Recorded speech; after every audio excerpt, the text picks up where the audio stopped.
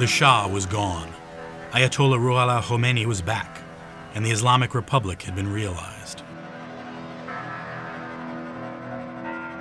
Soon after the revolution triumphed, the great expectations and optimisms and hope on the part of the Iranian people were quickly replaced by disillusions and despair.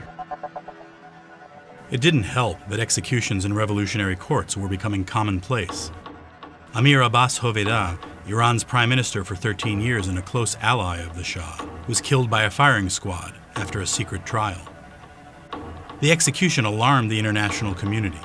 But, as former AP journalist Thomas Kent noted in this 1979 radio dispatch, the new regime just didn't care. The Iranian government spokesman Abbas Amir Entezam held a news conference, and he didn't have much time for the foreign criticism of the Hoveyda execution. He said that Hoveyda was a treasonous person, corrupt to the core, and should have been punished. What's more, the new regime was enforcing a strict interpretation of Islam. Revolutionary forces stormed bars, breaking bottles of alcohol in the streets. Khomeini also ordered women to wear veils, which continues to this day. A lot of people supported the revolution because they didn't like the Shah. They thought the regime was corrupt. They thought it was oppressive. So they greeted the revolutionaries in the streets when Khomeini returned to the country and so forth. They were very, very supportive. But they had not bargained for the fact that the regime would be very strong in what they considered the essential trappings of Islam, which is to say the veiling of women and things like that. Some women welcomed this return to tradition. Elsewhere, though, there was resistance.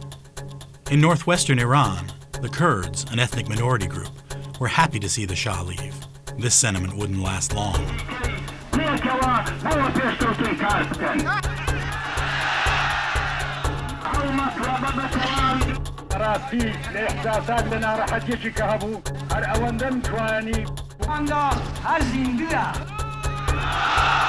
Kurds said they wanted autonomy. The Khomeini government labeled them separatists. As the weeks melted into months, relations between the two didn't get any better. An uprising, the biggest in the country, took hold. Kurdish factions clashed with revolutionary forces, but Khomeini wasn't backing down. In August, the Iranian army invaded the Kurdish city of Mahabad with tanks and fighter jets. More than 500 people died. In the early days of the revolution, the Western press had been seen as allies. No longer. Now the revolutionary government began kicking foreign correspondents out, and local journalists on the ground were a crucial part of that. So on September 1st, AP's new bureau chief, Nicholas Tatro, and AP journalist Irlene Fisher arrived at the Ministry of National Guidance to pick up their credentials. The press chief told them that the authorities might have to lift the press cards of 2 local reporters. 3 days later, the AP reporters were called back in.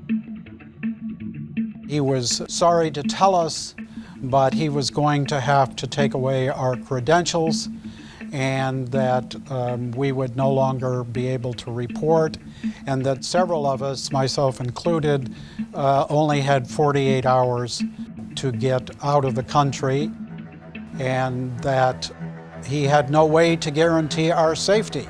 Given the pervasive anti-American sentiment in Iran, this was alarming. So Tatro, Fisher, Kent, and AP reporter Philip Dopoulos scrambled to get out. 2 Iranian reporters were also barred from working for AP at all. Tatro dashed back to his hotel room. When he got there, his passport was gone. He managed to secure a replacement from the U.S. Embassy just in time, and he headed to the airport.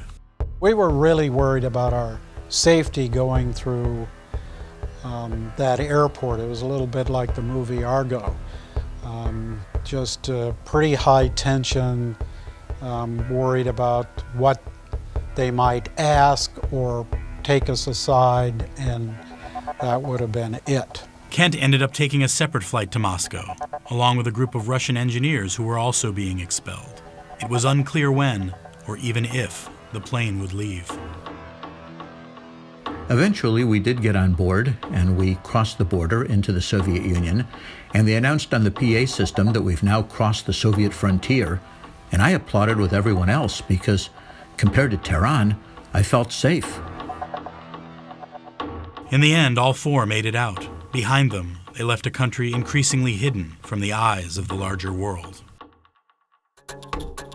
In the next episode of Revolution in Iran, the AP Bureau reopens, and the U.S. Embassy in Tehran becomes the epicenter of one of the biggest stories in the world.